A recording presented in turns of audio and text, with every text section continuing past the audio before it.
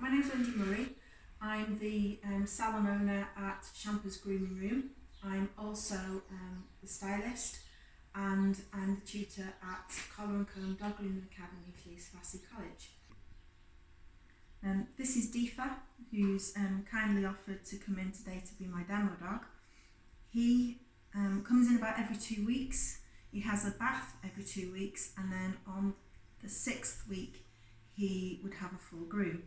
So I just wanted to show you how quickly mats can actually build. So Deefa hasn't been prepped, ready to come. This is exactly how he would be at home, ready for you to brush. I haven't done anything special to him, put anything on his coat. Is exactly how you would have him at home. What I wanted to do today was to give you some tips and hints to reduce the number of tangles and mats in your dog's coat until you can next go to see your groomer. Today I'm going to be using a metal comb and a slicker brush.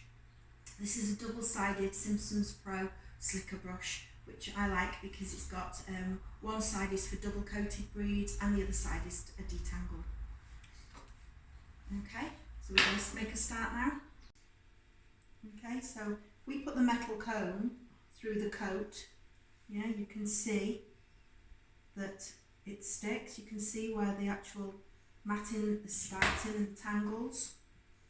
So we wouldn't get the gnats and tangles out with the comb. That would be quite painful for the dog.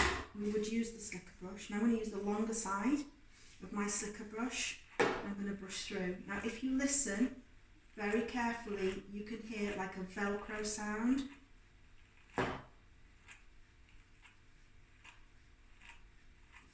And that will tell you that there are tangles there. Once it starts to be quieter, so I'll just brush this out.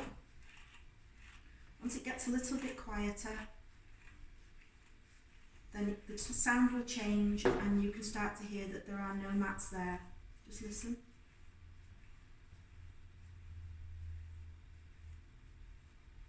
Okay, so just to recoup on that,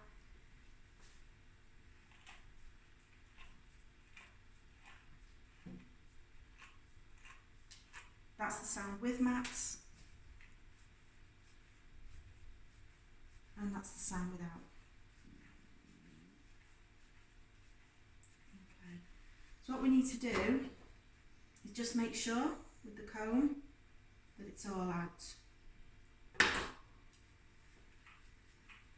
And we'd keep moving across. So once you've got an area that hasn't got any mats, start to move across, making sure.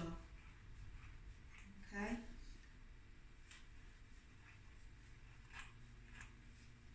Lift the leg slightly.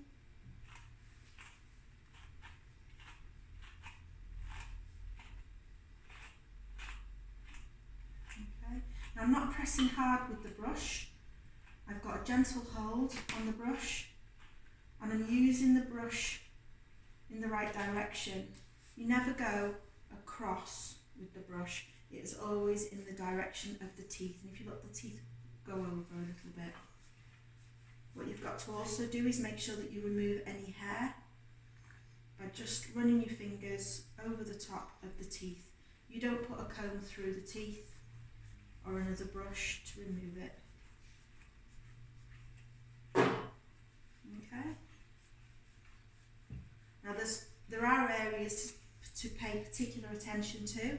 So the tail will mat quite easily and tangle, so we need to make sure that that is kept mat free. This area here, there will be a build-up of dead coat on a double coated breed, so you will find that you need to make sure that that is detangled. The other places that clients quite often miss is the inside of the leg. Now here can be quite sensitive, so you must be very, very gentle there. Really, as a groomer, we would shave this area away, we wouldn't brush it. The other areas to make sure that you're not missing are the chest areas, the inside of the front leg, and also around where the collar is. You'll find that most matting happens around where the collar is and also behind the ears, and that's because whenever anyone sees the dog, they will quite often make sure that they go and tickle behind the dog's ears, and that's where we get a lot of the matting. Alright, now when you come to brush the face, we're just going to identify if there are any knots, and there are, so we've just identified them. Now we're going to brush them out. Again, you can hear the Velcro sound, nice and gentle.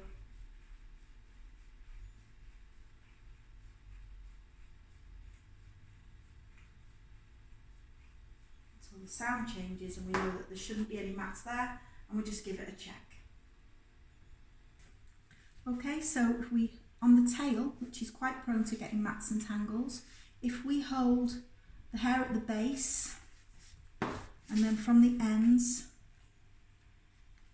just like you would with human long hair, work your way up and protecting the skin on the tail.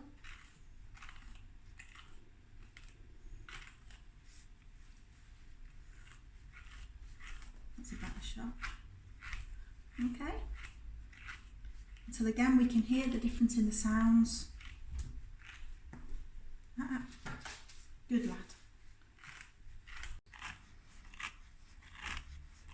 Make sure to brush on both sides of the tail, and you'll find that right at the base of the tail you will have some little tiny knots.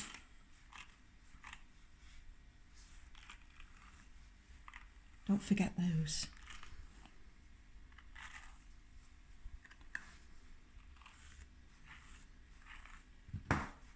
Okay, when you're done, don't forget to check over with the comb. The comb should glide through the coat once it's finished. And then check all the areas that you've brushed, part them, and just check that it is completely mat free. And where it isn't, give it a little brush so that you can get the comb all the way through, making sure that you can see completely to the base of the coat. Okay, that's the best way to keep your dog as mat free as possible whilst you're unable to visit your groomer. As you can see, although he is stood on my grooming table, I haven't put any restraints on him, just to show that you can do this at home. Quite often, if you've got a little area where you can make sure that the dog knows if he's in that area, that's where he's going to be brushed, then you might start to have better behaviour from your dogs. Thank you for watching my video today.